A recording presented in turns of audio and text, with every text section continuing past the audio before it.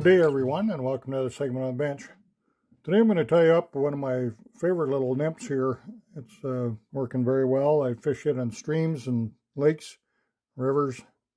Pretty much cover all situations here for you. It's just a nice coloration here. I do these in a few colors. It's the copper and light, and then I'll do black and also olives. So let's have the materials we need to tie the fly. I'm going to be using the hook will be a size 10 curved nymph hook. I'll put a copper bead on the front of that.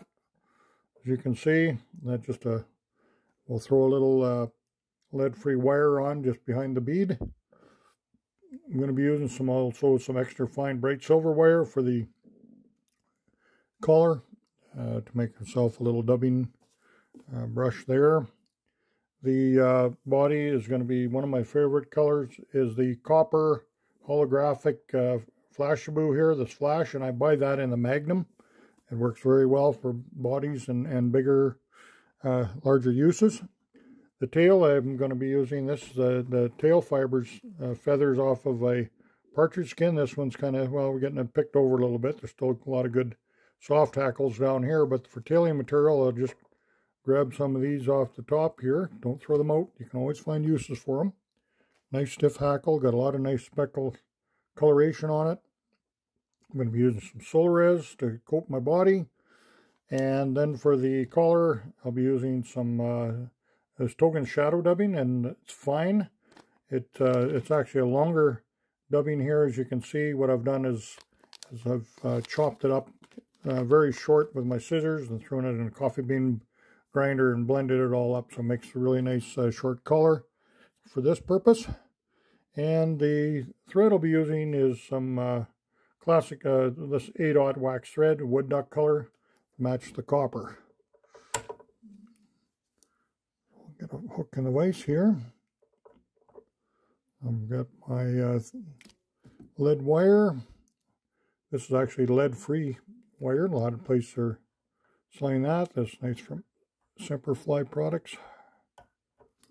I'll give it about 10 turns. Pinch it off, tuck that in behind the bead. That just holds everything up there. Get a little bit of I'll just cut off the excess of my thread there. Come around the corner. I'll bring in my tailing material. Cut that fuzzy stuff off the bottom, and this is a little bit stiffer hackle than the fibers than what we'd use on the collars. So and it splays out nicely. Looks good. And I'll come around back up to the front here with that. Tie those butts down. Trim that off. Bring in my copper Flashaboo. I'll just wind that from front back. When you're doing bodies with some of these materials, you could go from the front back and back to front, and then you get a nice even cover on it. Cut that off. I'll bring in a little Solarez here. We want to make that as tough as we can. Fish are going to be chomping on this one all day long. Make it as strong as we can. Just give it a little extra help here with the Solarez. Make it bomb-proof. Get my torch on that. Cook it up. Then we'll come in with the extra fine wire. The color won't really matter here because it won't be seen. And I'll just catch that on, put the tied back over itself so it doesn't pull out. 3.5 hitch.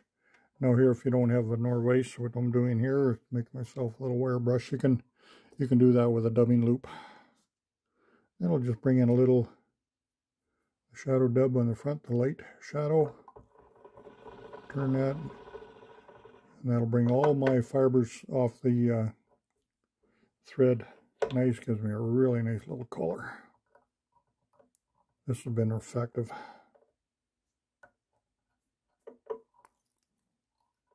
Always nice trying new materials, new techniques.